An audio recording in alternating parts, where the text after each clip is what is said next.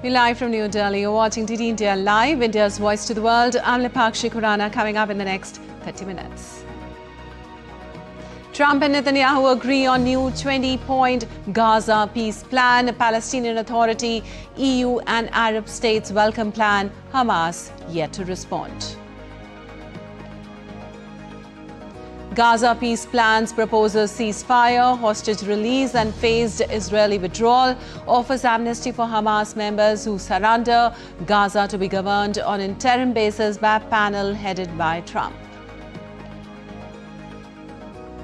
Netanyahu expresses deep regret over Doha attack in three-way call hosted by Trump with Qatar's Amir, claims Israel was targeting terrorists, vows Israel will not conduct such an attack again. Federal shutdown looms in the U.S. after Trump's talks with Democrats fail to yield any breakthrough. Trump administration threatens mass firings of federal workers if the bill to fund federal ops not passed by midnight.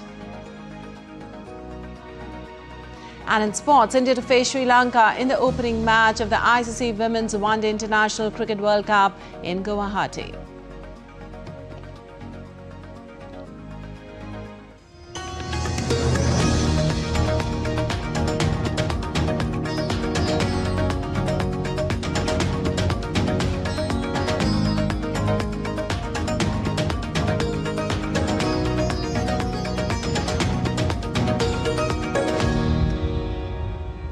On to the details now. After days of speculation, the White House on Monday released a 20-point plan for ending the nearly two-year conflict in Gaza, releasing hostages held by Hamas and outlining the Palestinian enclave's future. Well, the White House released a 20-point document that called for an immediate ceasefire, an exchange of hostages held by Hamas for Palestinian prisoners held by Israel, a staged Israeli withdrawal from Gaza, and Hamas disarmament and a transitional government led by an international body. Well, the White House peace plan for Gaza proposes an immediate end to the conflict between Israel and Hamas, while pointedly excluding the Palestinian militant group from any future governing role. Well, Hamas has yet to comment in depth, saying the group had yet to receive the plan. Assuming both sides agree to a detailed list of conditions, the end of fighting will be accompanied by the release of all Israeli hostages, both dead and alive, within 72 hours of Israel publicly accepting the deal. Well, in return for the release of hostages, Israel would release 250 Palestinians currently serving life sentences and 1,700 Palestinians in Gaza detained since the conflict started. For every Israeli hostage whose remains are released, Israel will release the remains of 15 deceased Palestinians. And US President Donald Trump said on Monday that it is time for Palestinian militant group Hamas to accept the 20-point peace proposal that he agreed to with Israeli Prime Minister Benjamin Netanyahu regarding the future of Gaza. Well, speaking at a joint press conference with Netanyahu, Trump said that Netanyahu had agreed to back the US-sponsored Gaza peace proposal. Trump said they were beyond very close to forging an exclusive peace deal and that he hoped Hamas militants would also accept it. Today is a historic day for peace, and Prime Minister Netanyahu and I have just concluded an important meeting on many vital issues, including Iran, trade, the expansion of the Abraham Accords, and most importantly, we discussed how to end the war in Gaza, but it's just a part of the bigger picture, which is peace in the Middle East, and let's call it eternal peace in the Middle East. I also want to thank Prime Minister Netanyahu for agreeing to the plan and for trusting that if we work together, we can bring an end to the death and destruction that we've seen for so many years, decades, even centuries, and begin a new chapter of security, peace, and prosperity for the entire region.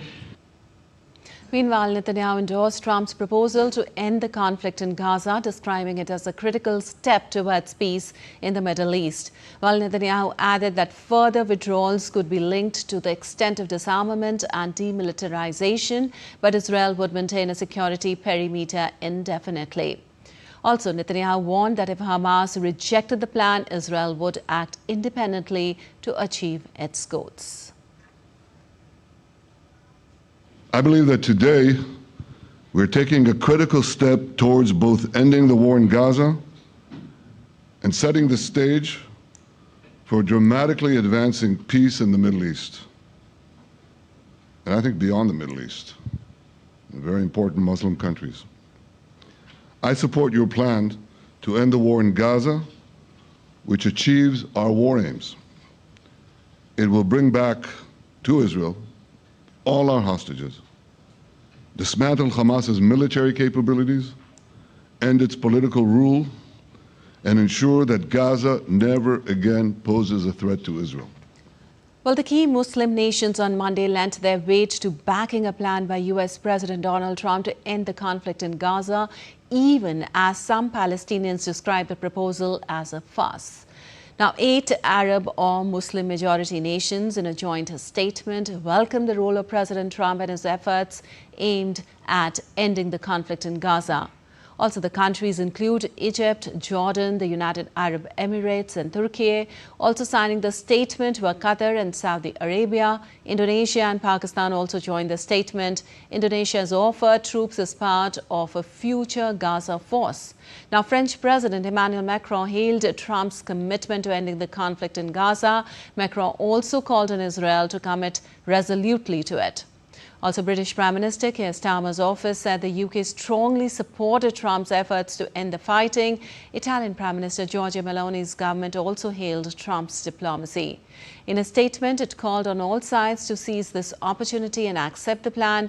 German Foreign Minister Johann Wadephul said the Trump plan offers a unique opportunity to end the terrible conflict in Gaza. Also, Israeli Prime Minister Netanyahu apologized to Qatar for strikes against Hamas in Doha. Netanyahu, in a trilateral phone call hosted by U.S. President Trump, expressed a deep regret to Qatar Prime Minister Al-Thani over Israel's missile strike against Hamas targets in Doha. Also, Netanyahu admitted violation of Qatari sovereignty and affirmed that Israel will not conduct such an attack again in the future. I said to the Prime Minister of Qatar, Israel was targeting terrorists, wasn't targeting Qatar. And of course, we regretted the loss of the Qatari citizen. It wasn't our target. Well, during the call, Trump expressed his desire to improve Israeli-Qatar relations. The leaders accepted President Trump's proposal to establish a trilateral mechanism to facilitate dialogue between the nations.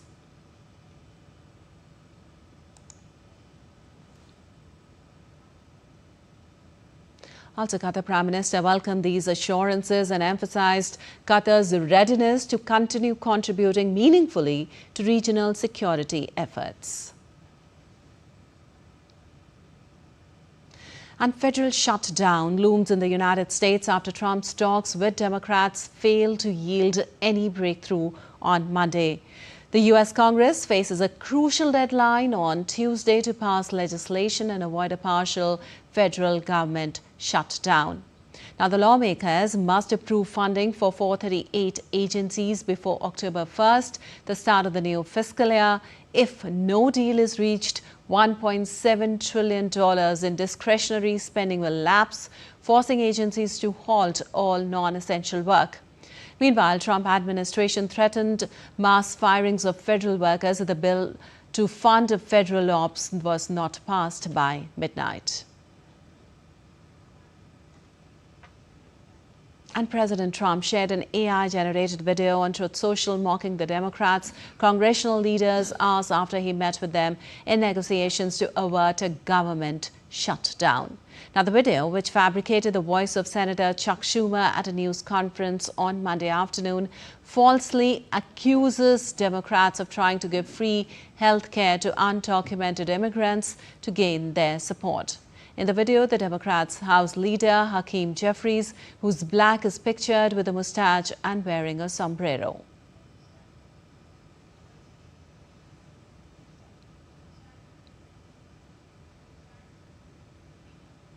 Also, U.S. President Donald Trump said on Monday he would impose a 100% tariff on all foreign-made movies, an unprecedented move that threatens to upend Hollywood's global business model.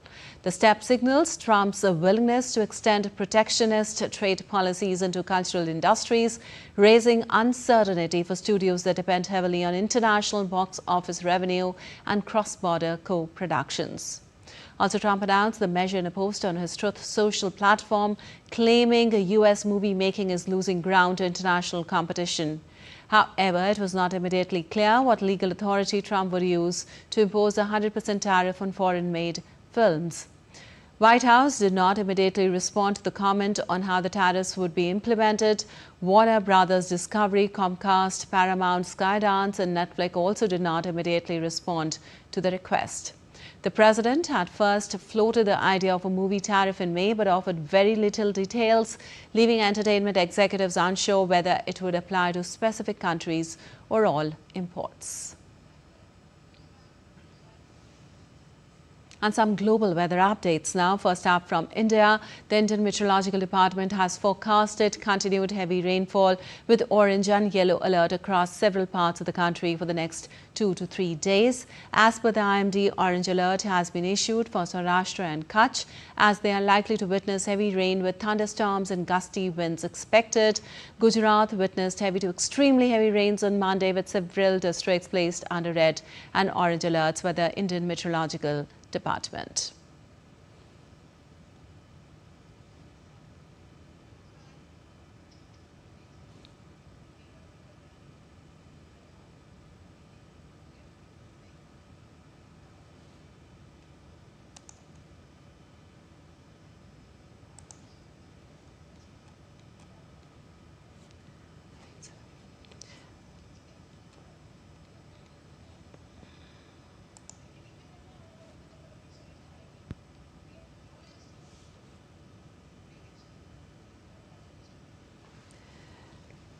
As per the IMD, Gujarat witnessed heavy to extremely heavy rains on Monday, and several districts placed under red and orange alerts by the Indian Meteorological Department.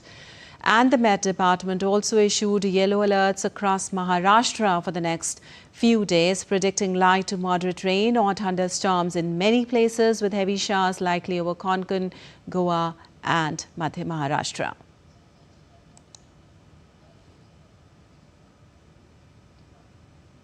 In Vietnam, at least 13 people have died after heavy rain and strong winds from the former typhoon Boaloi flooded roads, knocked off roofs in central region before it weakened to a storm. Also, according to the National Weather Agency, Boaloi weakened into a depression heading for Laos after having made landfall early on Monday and had whipped up waves as much as 8-meter high as it moved along the northern central coast. Among the missing are fishermen whose boats were washed away of the province of Quang Tri, while another fishing boat lost contact, the government's disaster management agency said. Meanwhile, workers were seen on the streets cutting down large trees that blocked traffic, while locals began the cleanup after assessing the damages. Also, heavy rain swamped streets in Spain's Zaragoza and Valencia region on Monday, forcing emergency services to rescue dozens of people. The eastern provinces of Valencia, Tarragona and Castellon are on red alert for heavy rains, with the National Weather Agency warning of extraordinary danger. The cleanup of mud and debris left by the heavy downpour started overnight, and residents said they had been terrified by the strength of the storm, as it comes almost a year after floods in the Valencia region killed more than 230 people.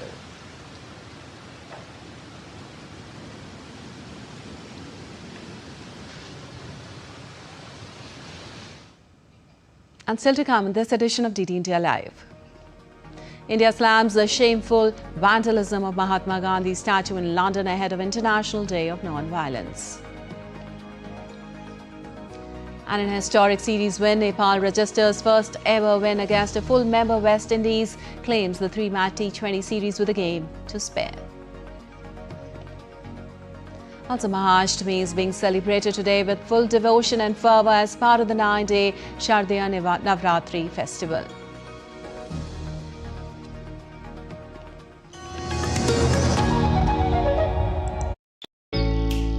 Jharkhand will mesmerize you with majestic nature, rich heritage and colorful culture. Hello. Johar. It fits perfectly. Thank you. Full workout ho gaya. Ready?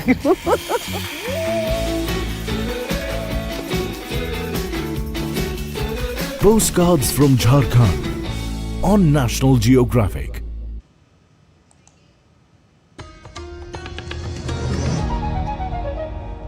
Welcome back. You're watching DD India Live. I'm Lipakshi Kuran, and moving on, India's External Affairs Minister, Dr. S. Jaishankar, has concluded the high-level week of the 80th anniversary of United Nations General Assembly in New York.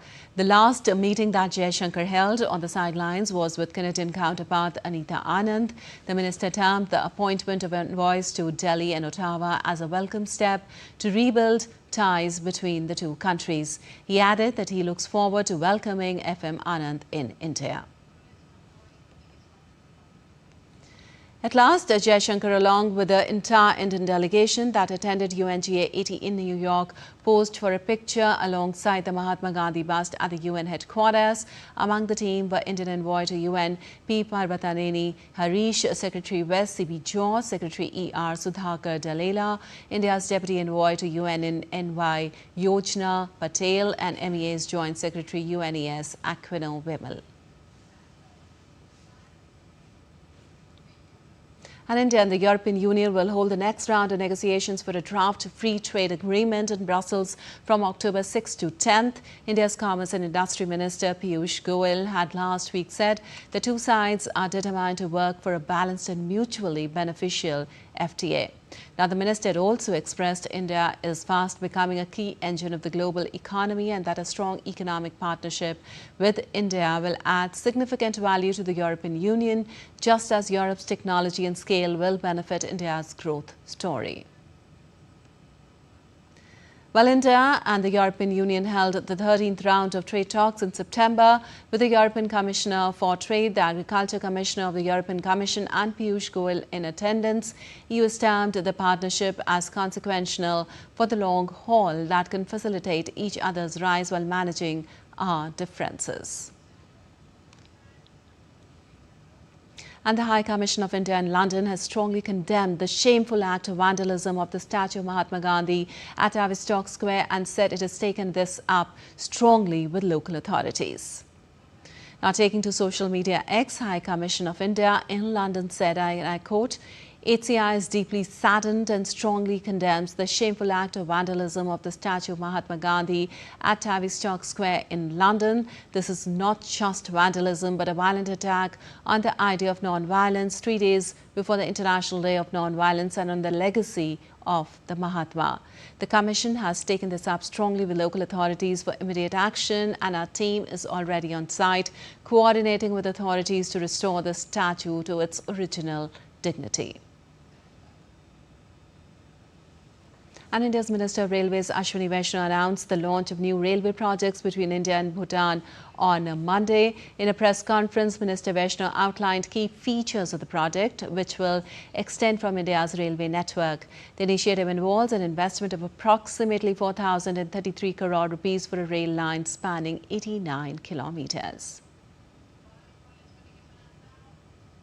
Basically, connecting two very important cities of Bhutan.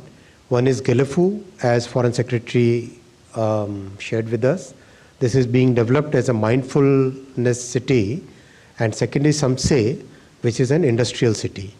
The two projects will take off from the network of Indian Railways at Kokrajhar and Banarhat.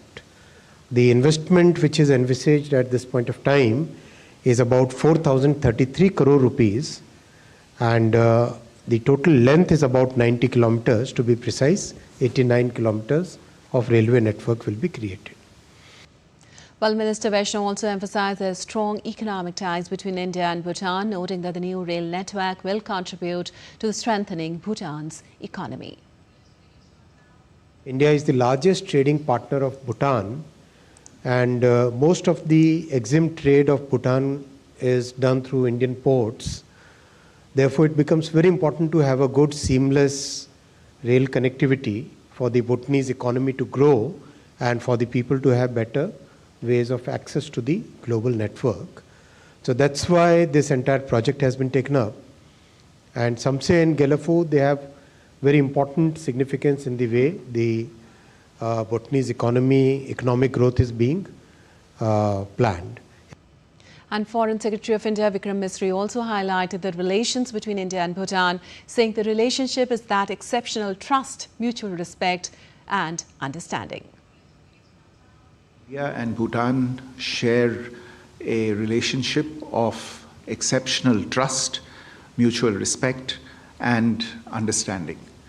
This is a relationship that is rooted in cultural and civilizational ties, extensive people-to-people relations, and our shared developmental and security interests.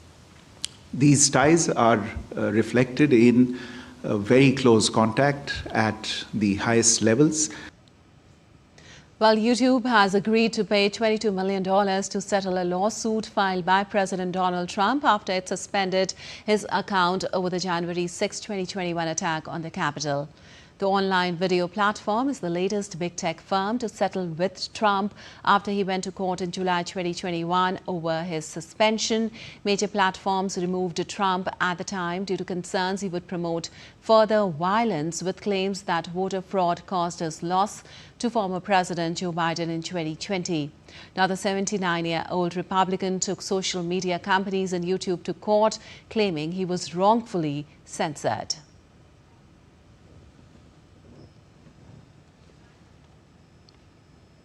And on to some sports news now. India will chase history as they face Sri Lanka in the opening match of the ICC Women's One-Day International Cricket World Cup in Guwahati on Tuesday. Now, Indians have an opportunity to break their trophy drought as they were runners-up in 2005 and 2017. The tournament, co-hosted by India and Sri Lanka, runs from 30th of September to 2nd of November.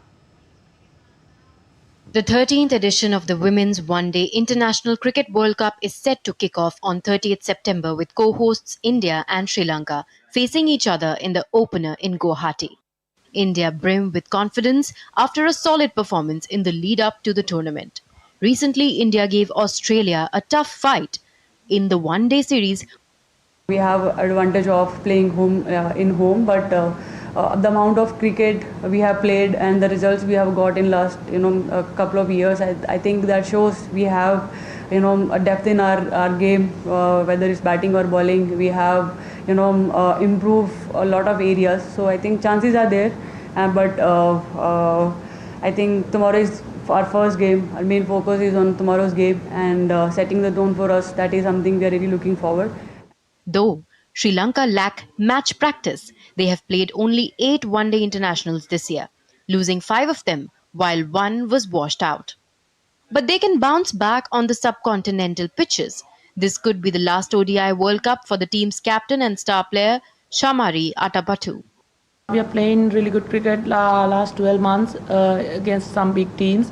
So yeah, India is like favorite in this World Cup definitely, because India hosts the World Cup and they know the condition and the ground support, spectators, so everything with them. But my plan was I want to play our best cricket in front of everyone. A total of 35 ODIs have been played between the two teams, of which India has won 31, while Sri Lanka has won only 3. The Indian team reached the World Cup final in 2005 and 2017, but unfortunately lost on both the occasions. Meanwhile, the Sri Lankan team has never reached the semi-finals. India has arrived at this World Cup with a dream in their hearts. The pressure is great, but the opportunity is even greater. They have to cover a long distance, and this match against Sri Lanka is their first step. With camera person Ashish Sharma, this is Suchitra reporting for DD India in Guwahati. And Nepal created history on Monday, beating West Indies by 19 runs in Sharjah for their first ever win against a full member cross formats. Nepal, who are ranked 18th in the world, had never played a T20 series against a full member nation before this week, but have won the 3-match series with a game to spare. Windies' total of 83 is the lowest a full member nation has scored against an associate, and the 90-run winning margin is also the biggest for an associate against a full member. Well, it comes after West Indies Test team suffered a crushing defeat by Australia in July, being bowled out for just 27, the second lowest score in Test history and the worst since 1955. Nepal had beaten Afghanistan in a T20 international in 2014, but Afghanistan were an associate back then. And the 8th day of Navaratri, also known as Maha Ashtami, is being observed across India with great fervour and festivities. Devotees offer prayers and worship Maha Ma Gauri, on incarnation of Adi Shakti, symbolizing purity, serenity and tranquility. On the 8th day of Shardaya Navaratri 2025, devotees thronged the Mumba Devi temple in Mumbai to offer their prayers and seek blessings. The Karibari Sobaj Welfare Sangh in West Bengal's Darjeeling has chosen a powerful theme for its Durga Puja Pandal this year. The committee's portrayal, titled China Hoth Uma, draws attention to human trafficking of children and girls.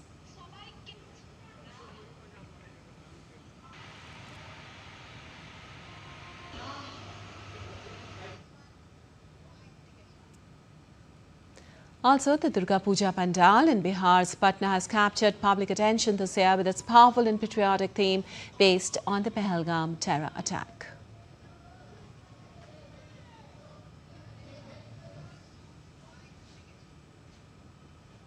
The festive spirit of Navaratri has taken over Raipur's Mana area, where a stunning Akshardham-inspired Durga Puja Pandal has become the centre of attraction this year.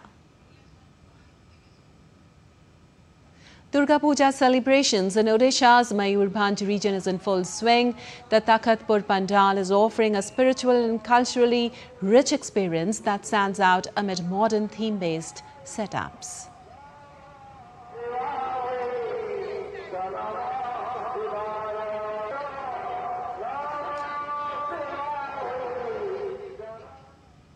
All right, that's all for this edition of DD India Live. We'll be back with more news as it breaks here on DD India. I'm Nipakshi Khurana from Alvaser in Delhi. Thanks for watching DD India Live.